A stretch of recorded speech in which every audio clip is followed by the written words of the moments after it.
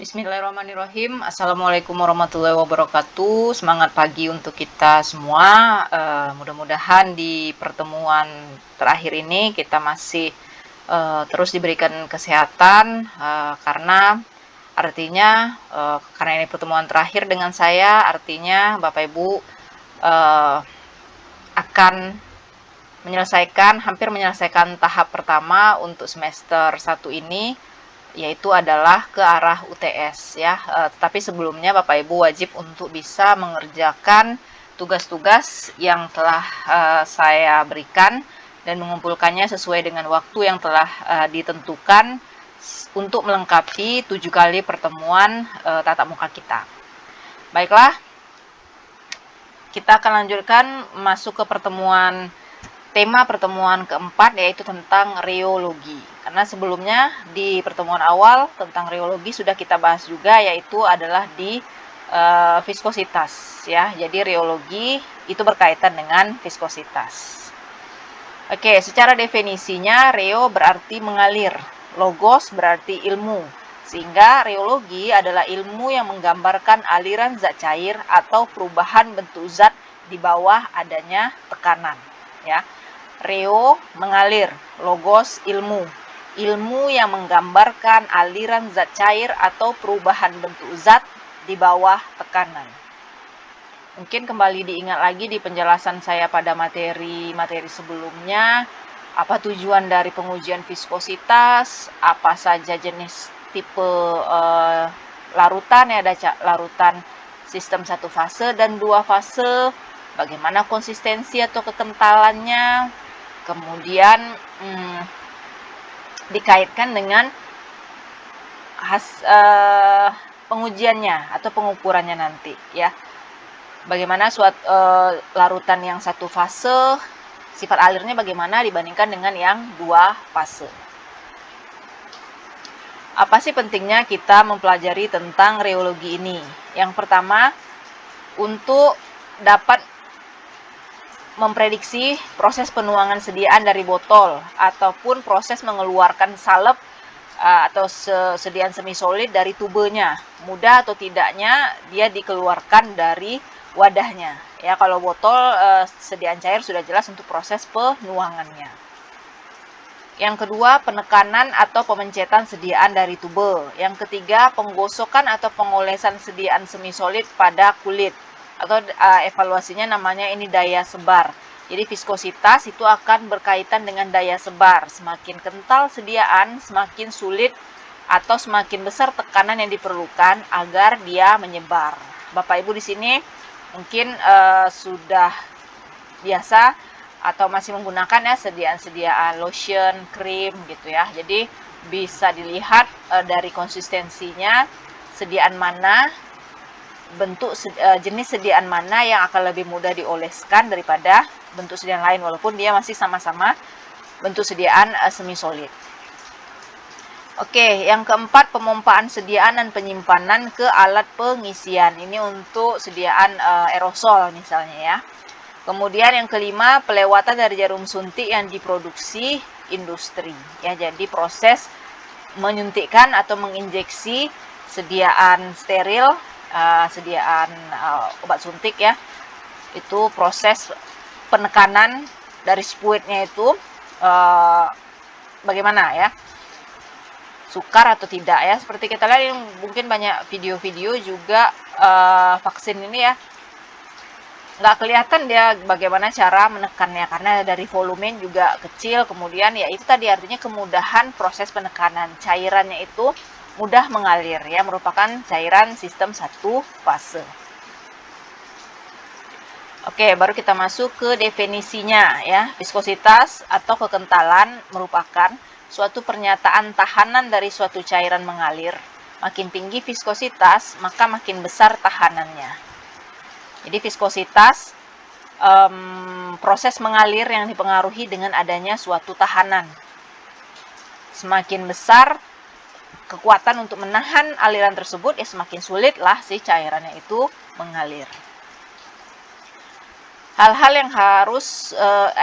yang mempengaruhi viskositas. Jadi untuk si viskositas ini ada beberapa hal yang akan dapat mempengaruhi sifat alirnya ini ya, proses pengalirannya tadi gitu. Yang pertama suhu. Semakin tinggi suhu zat cair, maka semakin menurun viskositasnya. Begitu pula sebaliknya. Semakin tinggi suhu zat cair, maka semakin menurun viskositasnya. Kalau menurun itu bagaimana? Semakin mudah atau semakin sulit? Semakin mudah atau semakin sulit untuk mengalir. Ya, jadi kalau menurun itu berarti semakin sulit dia untuk mengalir. Sehingga suhu di sini dengan viskositas itu berbanding terbalik. Semakin tinggi suhu zat cair, maka semakin menurun dari viskositasnya. Berbanding lurus ya, semakin tinggi suhu maka dia viskositasnya semakin kecil. Ya, artinya dia mudah mengalir ya. Saya ralat, mohon maaf. Untuk suhu itu berbanding lurus dengan viskositas. Semakin tinggi suhu maka dia akan semakin mudah mengalir. Kenapa? Ada kaitan enggak atau bisa diaplikasikan enggak dengan ukuran partikel? Karena ukuran partikel dengan suhu bagaimana? Semakin mudah dia melarut, ya semakin hilanglah kalau ada padatan di dalam larutan tersebut. Yang kedua, tekanan. Semakin tinggi tekanan, viskositas semakin tinggi. Nah, ini sesuai dengan definisinya tadi ya. Yang ketiga, adanya penambahan bahan lain. Maksudnya, suatu bahan saja dia sudah punya kekentalan yang tinggi, ditambah lagi dengan bahan lain yang mengakibatkan dia semakin tinggi tahanannya, artinya dia semakin sukar untuk mengalirnya tadi. Yang keempat, berat molekul, BM. Semakin tinggi berat molekul, semakin tinggi viskositasnya. Ini juga berbanding lurus ya. Berat molekul itu sama dengan struktur kimia. Yang pada penjelasan saya di pertemuan 1 itu tentang kelarutan ya, kita bisa lihat suatu obat struktur kimianya semakin panjang rantai C-nya, semakin kompleks bentuknya, itu otomatis akan berkaitan dengan berat molekulnya. Artinya akan semakin besar pula berat molekulnya tadi, dan artinya semakin tinggilah viskositasnya untuk mengalir, semakin sulit dia untuk mengalir. Yang kelima, konsentrasi larutan. Viskositas berbanding lurus dengan konsentrasi larutan. Ya, ini logis juga ya. Semakin banyak jumlahnya, maka dia akan semakin sulit mengalir. Semakin banyak materi yang didapatkan, semakin sedikit yang bisa dipahami. Tapi mudah-mudahan tidak diangsur ya. Apalagi pokoknya nih Bapak Ibu yang mau kembali menjalani proses pendidikan sangat luar biasa sekali ya. Dari RPL pertama saya lihat, mungkin yang sekarang apalagi nih umurannya ada yang saya seumuran dengan saya juga gitu ya, atau ada yang mungkin di bawah saya. Artinya ya sama saja seperti mahasiswa reguler ya, cuman posisinya atau kondisinya adalah Bapak Ibu semua sudah bekerja. Kalau RPL sebelumnya itu luar biasa, ada yang 60, 70, hampir 70-an tahun ya. Tapi semangatnya luar biasa dengan segala keluhannya, tapi mereka tetap berjuang untuk bisa menyelesaikan sistem pendidikannya ini ya, menyelesaikan pendidikannya, dan ya sampai akhirnya lulus dan mendapatkan ijazah sebagai ahli media farmasi ya. Jadi saya yakin Bapak Ibu yang sekarang, apalagi yang sistemnya sekarang ini online ya, mudah-mudahan sih malah kalau menurut saya sih sebenarnya dengan sistem online ini akan malah sangat membantu bagi yang mau ya. Jadi ada tanda kutip bagi yang mau untuk menyisihkan waktunya mempelajari, mendengarkan kembali materinya ya, karena sistemnya ini online seperti ini ya. Kalau sebenarnya online sama offline bedanya apa? Ya layar ini saja ya. Kalau online kita dibatasi sama layar laptopnya ya. Apalagi kalau saya yang sama sekali tidak menampakkan wajah, jadi saya juga Bapak Ibu tidak bisa melihat saya juga tidak bisa melihat Bapak Ibu semua. Kalau kita online ya sama saja. Kalau mau yang melamun, mau yang ngerjain kerjaan yang lain itu masih bisa juga ya. Offline sama online itu sama saja sistemnya. Yang penting itu tadi adanya kemauan untuk fokus, konsentrasi, dan terutama itu adalah targetnya tadi menyelesaikan apa yang sudah dimulai dengan hasil yang sebaik-baiknya, ya. Apalagi Bapak Ibu, tantangannya di akhir itu adalah akan menyelesaikan ujian kompetensi untuk TTK, UKOM TTK. Jadi Bapak Ibu sekalian, setelah ujian skripsinya atau laporan tugas akhirnya ya untuk Bapak Ibu sekalian, lanjutannya adalah UKOM. Nah, dan itu bersifat nasional. Ada rank batas nilai yang diwajibkan untuk Bapak Ibu lulus. Jika tidak, artinya apa? Ya ulang sekali lagi untuk proses UKOM-nya. Sama halnya dengan apoteker ya. Apoteker juga seperti itu, ujian kompetensi apoteker Indonesia, UKAI. Oke, itu sekedar mengingatkan saja, Bapak Ibu sekedar tahu saja sekarang, tapi jadikanlah itu suatu target supaya proses pendidikan ini mudah-mudahan bisa berjalan lancar sesuai dengan target Bapak Ibu masing-masing ya. Terutama jelas ini adalah menjadi lulusan menjadi TTK ya, seorang ahli media farmasi, karena ya lebih tinggi lah derajatnya daripada posisi Bapak Ibu sebelumnya ya. Oke, tetap semangat ya Bapak Ibu sekalian. Mudah-mudahan sedikit masukan dan saran dari saya ini bisa kembali membangkitkan semangatnya di antara banyaknya mata kuliah di semester 1 ya, yang akan Bapak Ibu terima ya. Sebenarnya banyak mata kuliah kan pertemuannya cuma 4 ya, selebihnya tugas. Tugas mah bisa juga kopas, tapi sekali lagi target saya adalah Bapak Ibu kopasnya juga adalah dipahami juga. Jadi jangan asal copy paste kosong saja ya. Makanya saya suruh Bapak Ibu untuk menulis, mengerjakan tugasnya dengan tulis tangan ya. Jadi bergerak juga, ada motoriknya ya. Kalau ngetik ya mudah sekali untuk kopasnya ya. Sehingga ya solusinya adalah saya suruh Bapak Ibu, saya minta Bapak Ibu untuk menulis tangan tugasnya tadi. Mudah-mudahan adalah sedikit yang tertinggal dari apa yang sudah ditulis. Oke, kita lanjutkan ke materinya. Apa saja sih aplikasi reologi dalam bidang farmasi ya? Yang pertama itu adalah proses pencampuran cairan dengan bahan lain ya. Kita dari mengetahui kekentalan dari suatu cairan dapat membantu dalam proses pencampuran cairan dengan bahan lainnya. Kalau suatu cairan punya kekentalan yang tinggi, artinya bahan lain yang harus kita tambahkan itu bagaimana? Harus disesuaikan, jangan sama banyak pula atau lebih banyak. Yang ada ya semakin sulitlah si campuran tersebut untuk mengalir. Cairan tersebut untuk mengalir. Kemudian proses penuangan dari botol ya, ini sudah dijelaskan juga. Proses perpindahan cairan ya, mengalir juga ya. Kemudian stabilitas sistem dispersi. Nah, ini berkaitan dengan kondisi partikel padat yang tidak larut tetapi dia terdispersi, stabilitas dari sistem dispersinya. Jadi ada hal-hal yang mempengaruhi, itu spesifiknya di mata kuliah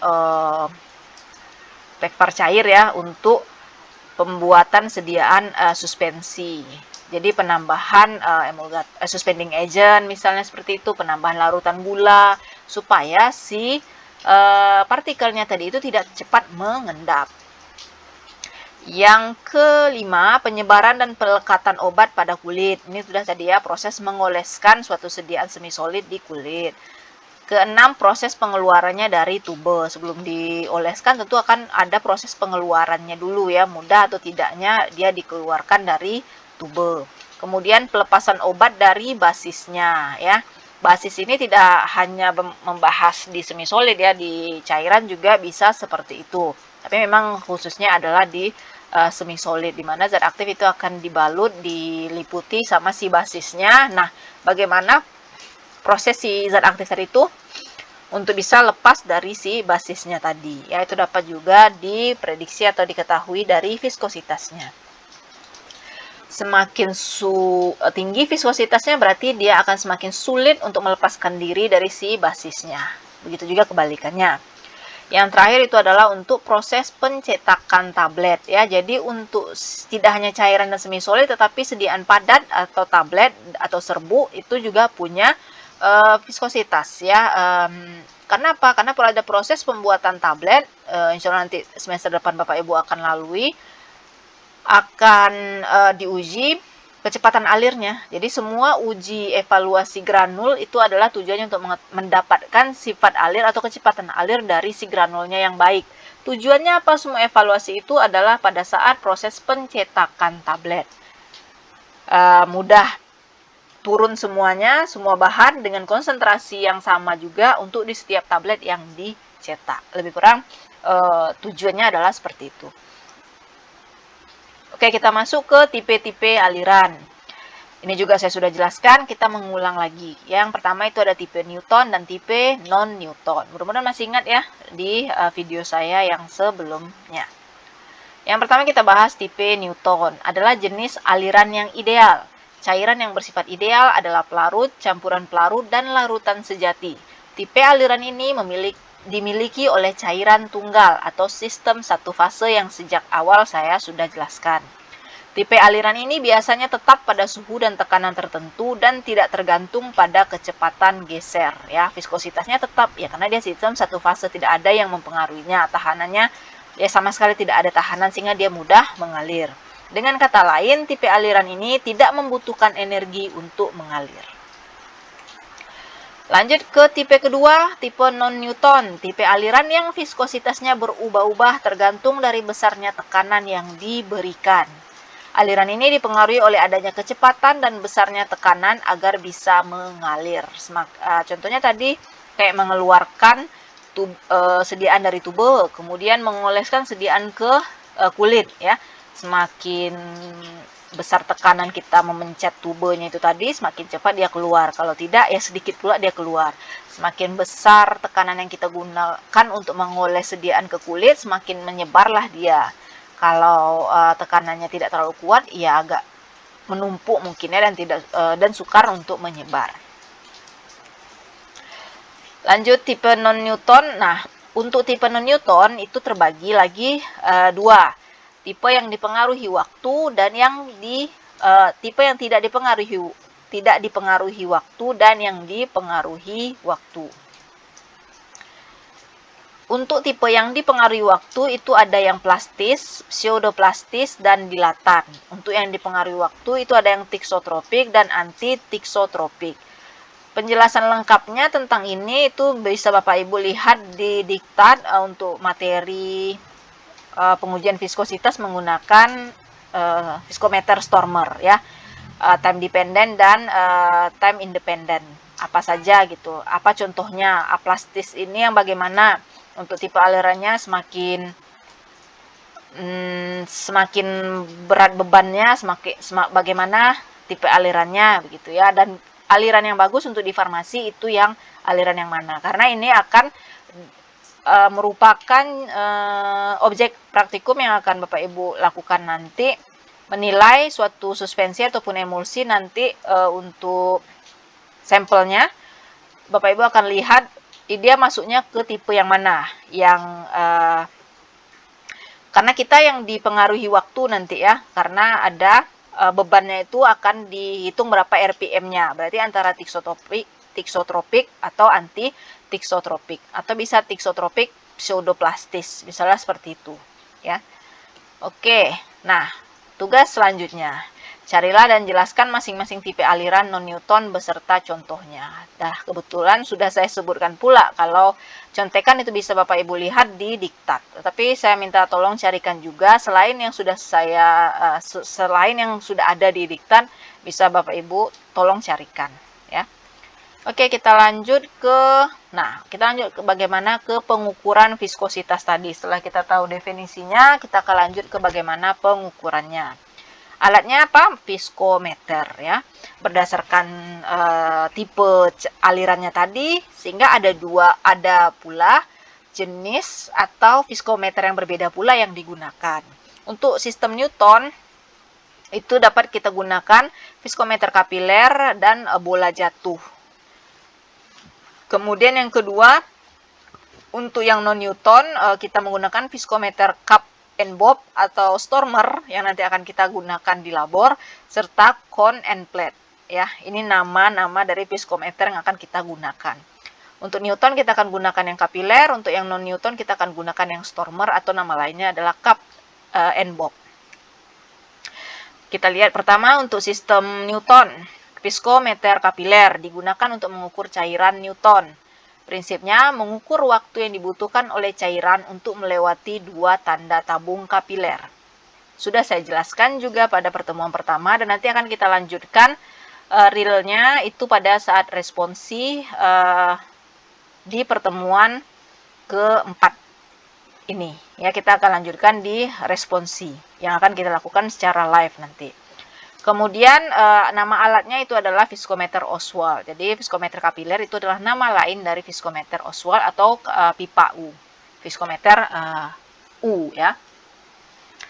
Yang kedua kita akan bahas juga masih sejenis dengan si kapiler, itu adalah viskometer bola jatuh. Prinsipnya menggelindingkan bola yang terbuat dari kaca melalui tabung gelas yang hampir vertikal berisi zat cair yang diuji. Ya, jadi di sini kita akan lihat proses penggelindingan si bolanya itu tadi di dalam suatu tabung yang hampir vertikal. Jadi tidak tegak lurus, agak miring sedikit lah gitu ya. Nah, ini disebut alatnya itu adalah viskometer Hopler. Kita lanjut ke yang cairan non-Newton ya, viskometer cup and bob atau stormer. Prinsipnya yaitu adalah menghitung waktu yang dibutuhkan alat untuk berputar yang dipengaruhi oleh berbagai beban. Ya, waktu juga, dua-duanya waktu. Cuman yang kapiler, yang Newton itu adalah waktu melewati pipa kapiler. Kalau yang stormer, waktu yang digunakan yang dipengaruhi oleh si beban. Ya, adanya tambahan atau parameter beban yang mempengaruhi cepat atau lambatnya waktu. Logikanya semakin tinggi beban, tentu akan semakin cepat dia berputar. Oke, lanjut ke viskometer, alatnya itu adalah viskometer stormer dan juga Brookfield. Nah, ini dua-duanya kita punya, tetapi yang akan Bapak Ibu gunakan nanti adalah viskometer stormer. Yang terakhir itu adalah viskometer cone and plate. Prinsipnya sama dengan si cup and bob tadi, ya, cuman bedanya saja itu ada seperti cone dan ada juga wadahnya atau plate-nya. Oke, alhamdulillahirobbilalamin, sudah selesai untuk materi keempat ini ya. Cukup Bapak Ibu pahami saja prinsipnya dari viskometer kapiler dan stormer ini, karena selanjutnya akan kita bahas pada saat responsi ya. Di responsi tersebut kita akan bahas nanti seluruh objek yang akan Bapak Ibu praktikumkan. Jadi apa saja sih, ngapain aja nanti pada saat Bapak Ibu masuk labor, itu apa saja persiapannya, dan apa yang akan Bapak Ibu cari nanti untuk praktikum tersebut. Dan setelah selesai praktikum, apa yang akan Bapak Ibu kerjakan lagi gitu ya untuk mendapatkan hasilnya sampai ke pembahasannya ya. Jadi untuk fisika farmasi, Bapak Ibu akan membuat laporan akhir ya. Untuk pada saat praktikum offline nanti, Bapak Ibu itu membawa laporan sementara namanya. Isinya apa? Berupa objek, alat dan bahan, kemudian cara kerja, hasil yang didapatkan pada saat praktikum offline.